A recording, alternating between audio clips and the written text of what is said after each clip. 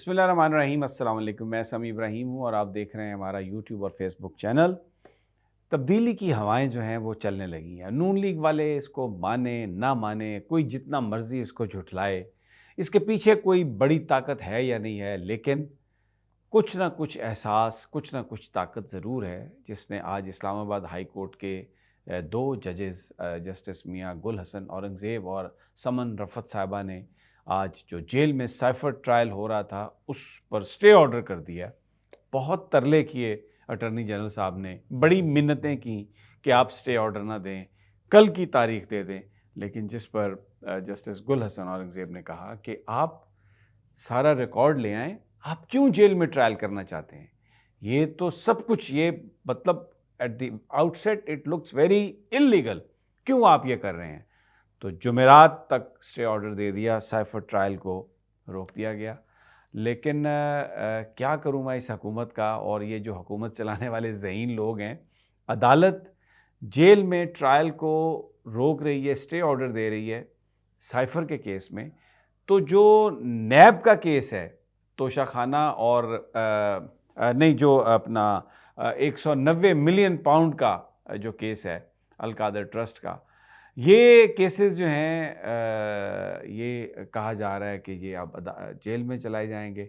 वजारत दाखिला ने इसका नोटिस भी जारी, इसका रिटर्न ऑर्डर भी जारी कर दिया कि जी वी आर वेरी प्लीज्ड कि अकाउंटेबिलिटी जो है मुकदमा कोर्ट इसको चलाएगी, इसको अडयाला जेल में ये सब चलाया जाएगा।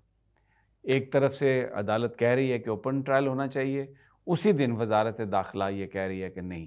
तो एक तब्दीली जो है अच्छा, फिर एक और बात आपके साथ देखिए, एक तरफ जजेस हैं जो फैसला सुना रहे हैं, दूसरी तरफ इस्लामाबाद हाई कोर्ट की जो चीफ जज हैं आमिर फ़ारूक साहब, और उनके साथ जस्टिस तारिक महमूद जहांगीरी, उन्होंने ये जो तोशाखाना और दूसरा जो मामला है अलकादर ट्रस्ट का, उसमें जो ज़मानतों का मामला था, जो ज़मानतें कैंसिल हो गई थी पेशी पर ना आने की वजह से, क्योंकि वो इमरान खान तो कैद में थे, तो उनकी ज़मानतों की बहाली के लिए जो दरख्वास्त थी, जो अपील थी, उस पर फैसला महफूज कर लिया है। और एक तरफ फैसले सुनाए जा रहे हैं और दूसरी तरफ आमिर फ़ारूक साहब फैसले पे फैसला महफूज करते हैं, और जब ऑलमोस्ट वो इनफ्रक्चुअस होने वाला होता है इशू, तो तब वो एक फ़ैसला सुनाते हैं। इन्होंने जो तोशाखाना ट्रायल था उसमें इसी तरह किया, बहुत सारी चीज़ों पर, ख़ास तौर पर जो डिफेंस के गवाह थे, जो अदालत ने, ट्रायल कोर्ट ने इजाज़त नहीं दी थी, तो उनको अपील की थी उसकी इमरान खान साहब ने, वो फ़ैसला भी रोक के तो उसको महफूज कर लिया। तो ख्वाजा आमिर फ़ारूक साहब का जो ट्रेंड है जिसमें वो फ़ैसला महफूज कर लेते हैं और उसका प्राइमा फेशी, उसका जो बेनिफिशरी होते हैं वो हुकूमत होती है, मुल्ज़म को उसका बेनिफिट नहीं मिलता, बल्कि मुल्ज़म को उससे तकलीफ़ होती है, और कुछ लोग तो कहते हैं कि उनका मकसद ही ये है। तो बहरहाल ये इस्लामाबाद हाई कोर्ट में जो इस वक्त माहौल बना हुआ है, आज अटॉर्नी जनरल की जो बार बार के मिन्नत तरले थे वो नहीं माने इस्लामाबाद हाई कोर्ट ने, और बिल्कुल उन्होंने कहा कि ये साइफर ट्रायल जो है ये गलत है।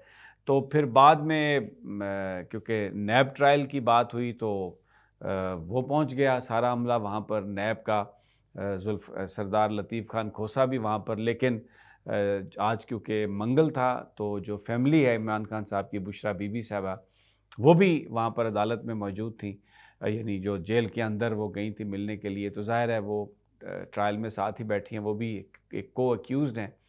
तो उनका, उनके साथ, अपने मियाँ के साथ उनको गुफ्तगू का भी आज मौका मिला होगा, ज़्यादा मौका मिला होगा। तो ये इस वक्त सूरत हाल है, लेकिन वो एक तब्दीली की हवाएं चल निकली हैं। अब अदालतों से भी फैसले आ रहे हैं, और फिर मैंने आपको अपने पिछले वीलॉग में भी कहा था कि अब जलसे जो हैं केपी में वो बड़े बड़े हो रहे हैं, और पेशावर में जो जलसा हुआ जिसमें शेर अफजल मरवत ने भी शिरकत की, बहुत बड़ी तादाद में लोग शरीक थे। तो ये जो आज साइफर ट्रायल का जो फ़ैसला हुआ है, जो स्टे ऑर्डर नहीं दिया, अब आप देखें ये ख्वाजा आमिर फ़ारूक साहब जो चीफ़ जस्टिस हैं इस्लामाबाद हाई कोर्ट के, वो इसको बिल्कुल सही करार दे चुके हैं कि जी बिल्कुल जेल में होना चाहिए। अब ख्वाजा आमिर फ़ारूक साहब का ये चौथा पाँचवां फ़ैसला है जो उन्हीं के मतहत जजेस ने, जब वो डीबी बैठी है जिसमें 2 जजेस बैठे हैं, तो उन्होंने वो जो ख्वाजा आमिर फ़ारूक के फ़ैसले हैं उनको नल एंड वॉइड करार दे दिया और कहा है कि वो फ़ैसला गलत है। अच्छा, अब ख्वाजा आमिर फ़ारूक साहब वो चीफ़ जस्टिस हैं, जब इमरान खान साहब को इस्लामाबाद हाई कोर्ट की हदूद से उठाया गया था तो इन्होंने ये कह दिया, वो रिमार्क्स तो बड़े दिए लेकिन फ़ैसला ये कर दिया कि जी बिल्कुल ये कानूनी था जो इन्होंने उठाया है इनको इमरान खान साहब को, और इस पर फिर बहुत सारी प्रेस कॉन्फ्रेंस भी हो गई, आपको पता है। लेकिन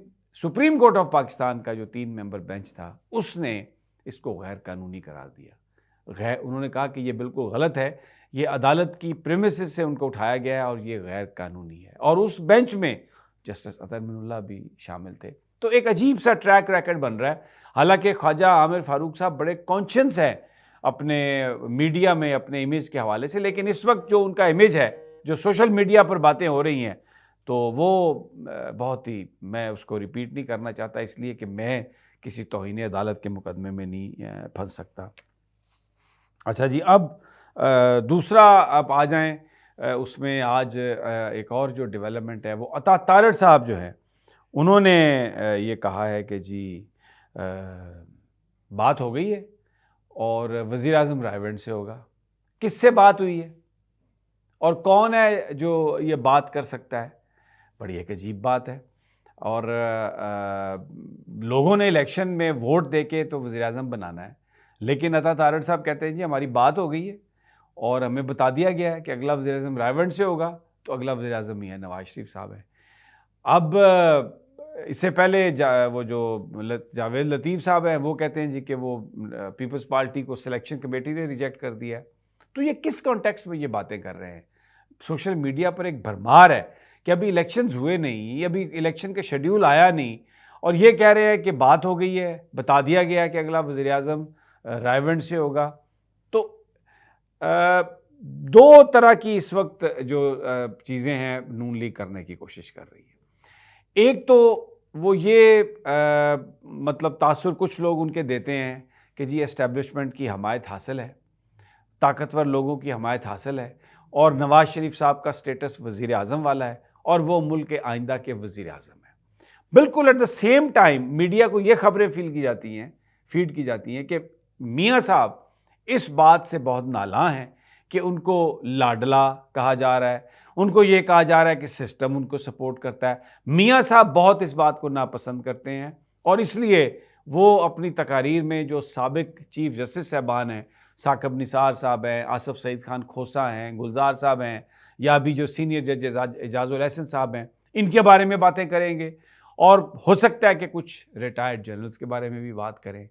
तो ये जो गुफ्तगू नून लीग के लोग कर रहे हैं, वो जो मिक्स्ड सिग्नल्स भेज रहे हैं, उसके पीछे भी उनकी एक हिकमत अमली है। लेकिन आज इस्लामाबाद हाई कोर्ट ने जो फैसला किया है उससे लर्जा तारी हो गया है, इनके औसान ख़ता हो गए हैं, चेहरे पीले पड़ गए हैं नून लीगियों के, क्योंकि अब ये आपस में बातें कर रहे हैं कि यार ये तो कुछ ना कुछ हो रहा है पसे पर्दा, वगरना हमने तो सब कुछ सेट किया हुआ था। ये अदालतें कैसे अब साइफर केस का ट्रायल रोक रही हैं, क्योंकि साइफर के में ही उनको सज़ा होगी तो वो उनकी नाअहली होगी, क्योंकि तोशा खाना तोड़ जाएगा।